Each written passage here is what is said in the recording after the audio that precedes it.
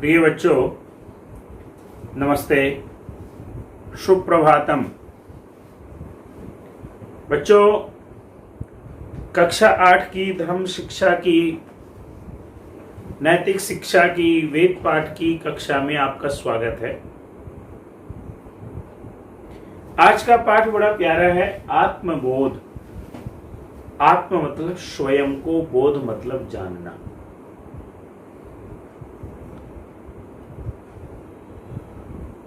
वास्तव में बच्चों, आत्मबोध कौन कर पाता है? स्वयं को कौन जान पाता है? जो ईश्वर के और श्रेष्ठतम कर्म के मार्ग पर चलता है, वही अपने आप को जान पाता है। और श्रीमद् भगवत गीता में आता है बच्चों, जीवन में यदि उन्नति चाहते हो तो अपनी आत्मिक स्पिरिचुअल उन्नति करो। अगर अपनी स्वयं की उन्नति हम कर लेंगे तो जीवन में सब प्रकार की उन्नतियों से हमारा जीवन परिपूर्ण होगा। आइए, कविता बड़ी सुंदर है। ओम अनेक बार बोल, प्रेम के प्रयोगी, है यही अनादिनाद, निर्विकल्प निर्विवाद, भूलते न पूज्य पाद, वीतराग योगी। वेद को प्रमाण मान, अर्थ योजना बखान, गा रहे गुणी सुजान, साधु स्वर्ग भोगी। ध्यान में धरे विरक्त, भाव से भजे सुभक्त, त्यागते अघी अशक्त, पोच पाप रोगी। शंकरादि नित्य नाम, जो जपे विसार काम, तो बने विवेक धाम, मुक्ति क्यों न होगी। बच्चों, पाठ 2 में आपने ओम के विषय में पढ़ा था, और ओम एक ऐसा मंत्र है। इस कविता में क्या आया है? तीसरी लाइन में देखेंगे, है यही अनादिनाद। ये सबसे पुराना नाद है, यानी बिल्कुल सृष्टि के आरंभ का नाद है। इससे पहले कोई था ही नहीं। अनादि मतलब जिससे पहले कोई ना हो। और कैसा? ये निर्विकल्प, इसका कोई विकल्प नहीं है। निर्विवाद, इसका कोई विवाद नहीं इस विषय में। भूलते न पूज्य पाद, जो हमारे पूज्य पाद, रिस्पेक्टफुल ऋषि मुनि हैं, वो इसको कभी नहीं बोलते। वीतराग योगी, जो योगी लोग हैं, जिनको इस संसार के मोह माया से वैराग्य हो गया है, ऐसे लोग इस ओम को कभी नहीं भूलते।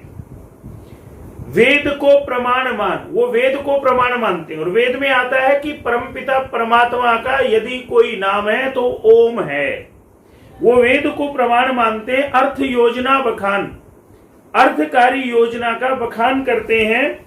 गा रहे गुणी सुजान, गुणी कहते हैं गुणी लोग, सुजान सज्जन लोग गा रहे हैं इसको। कैसे? साधु स्वर्ग भोगी, जो साधु है, सज्जन है, स्वर्ग की जो कामना करते हैं, वो ओम का गान करते हैं।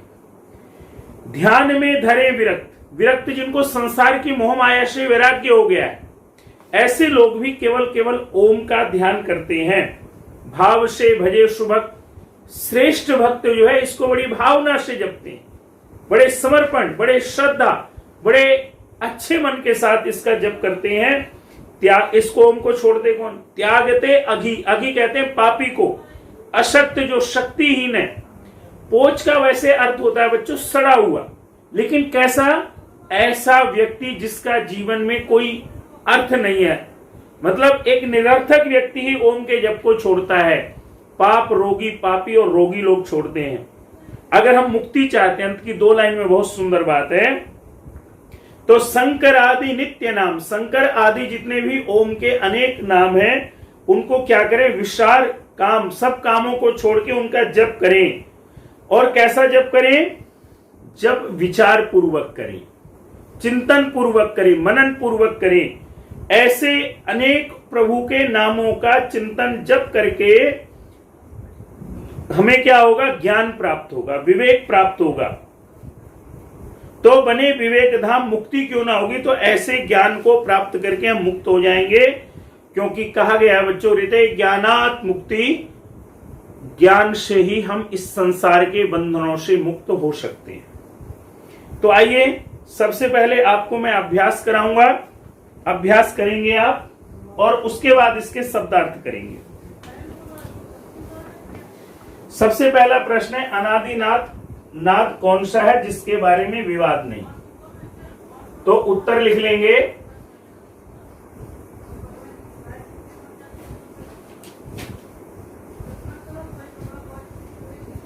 अनादिनाद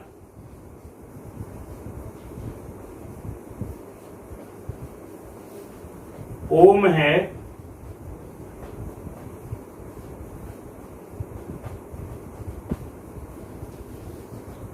जिसके बारे में कोई विवाद नहीं है। क्वेश्चन 2 है, इस अनादि नाम को कौन भूलते हैं? क्वेश्चन 2 है बच्चों, इस अनादि नाम को पूज्यपाद वीतराग योगी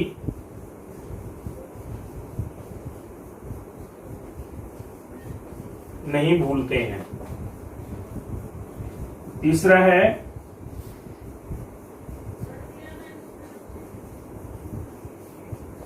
वेद का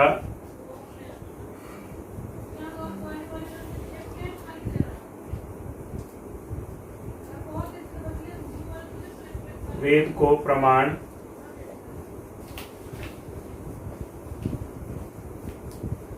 मानने वाले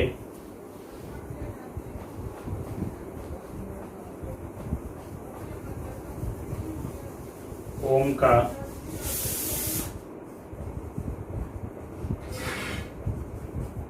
मान करते हैं।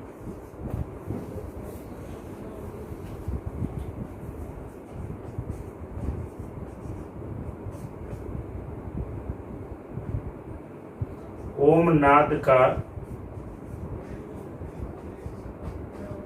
त्याग पापी रोगी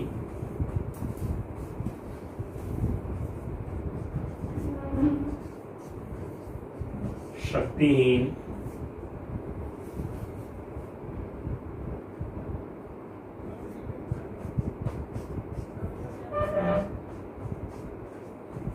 और निरर्थक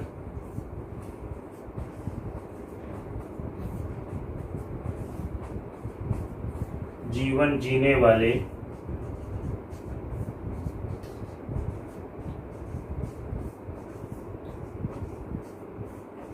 व्यक्ति करते हैं।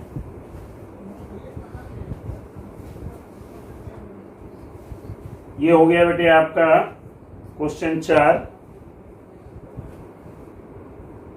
ये करेंगे, फिर मैं मिटाता हूं इसको।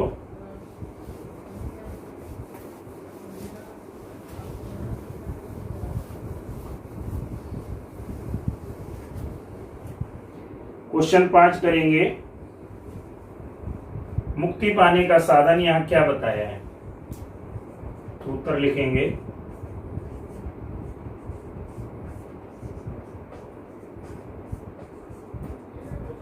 मुक्ति पाने का साधन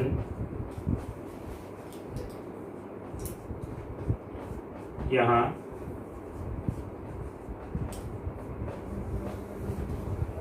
यह बताया गया है कि जो व्यक्ति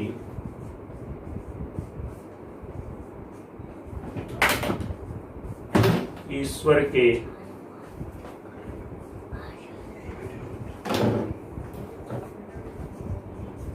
अनेक नामों को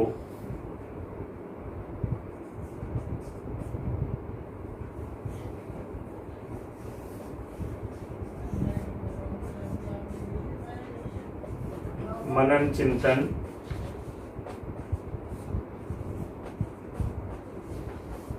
विचार पूर्वक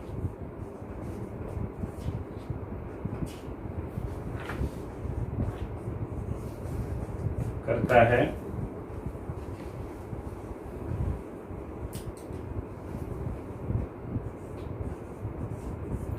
वही व्यक्ति ज्ञानी और विवेकशील बनता है।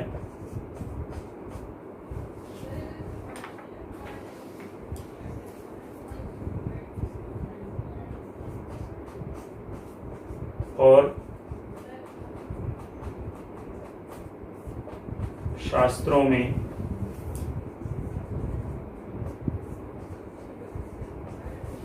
कहा गया है रीते ज्ञानान्य मुक्ति,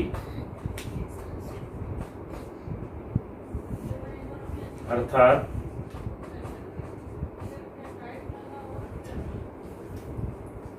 ज्ञान से ही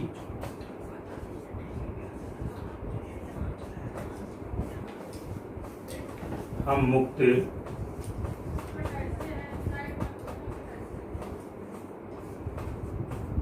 हो सकते हैं। ये बच्चों क्वेश्चन 5 का है।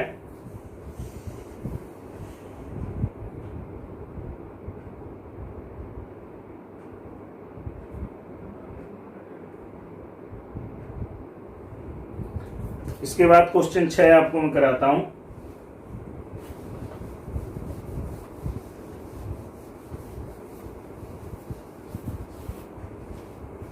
ओम नाम, ओम का जप ध्यान आदि कौन करते हैं?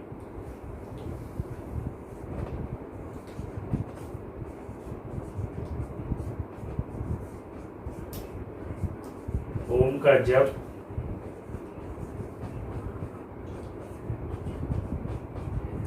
ध्यान आदि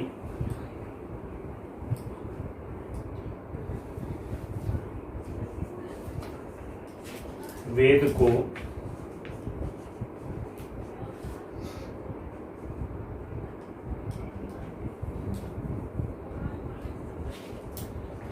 अपना आदर्श मानने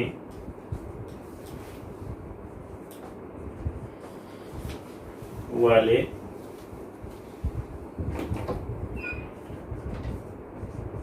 गुणी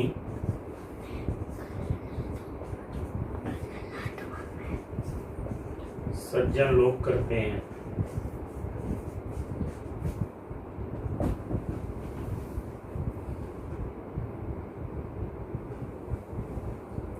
अब बच्चों इसके ना कुछ शब्दार्थ हैं जो आपको करने, कठिन शब्द हैं, तो इसके बाद हेडिंग लिखेंगे शब्दार्थ। जैसे पहला शब्दार्थ आप लिख लेंगे अनादि, यानी हमेशा रहने वाला, नित्य। दूसरा है बच्चों नाद, ध्वनि।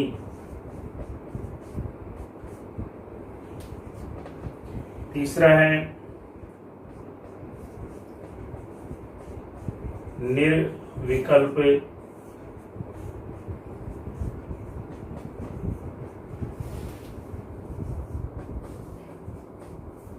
जिसका कोई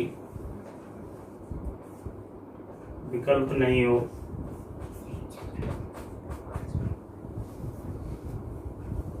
चौथा है निर्विवाद,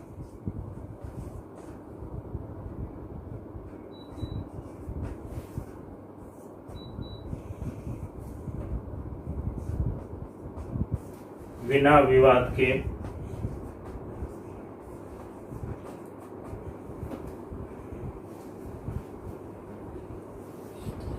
वीतराग,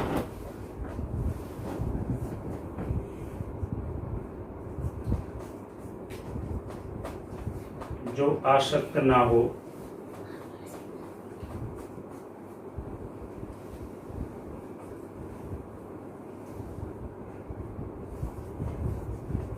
सुजान, सज्जन, ये करेंगे बेटा। कुछ और है?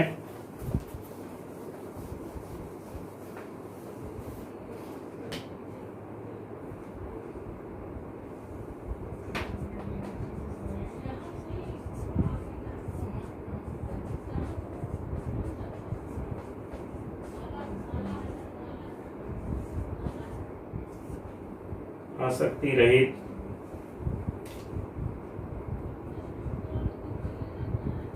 आठवां है शोभक्त,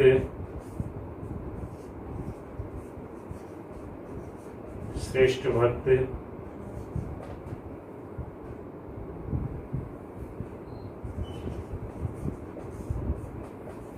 अघिपापी,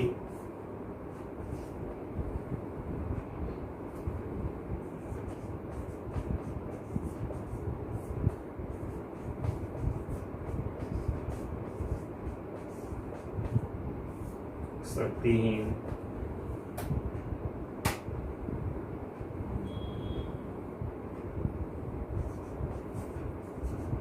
ओज का अर्थ होता है बच्चों ऐसे सड़ा हुआ, लेकिन यहां पे जो हम कह सकते हैं कि निरर्थक व्यक्ति जिसको कह सकते हैं,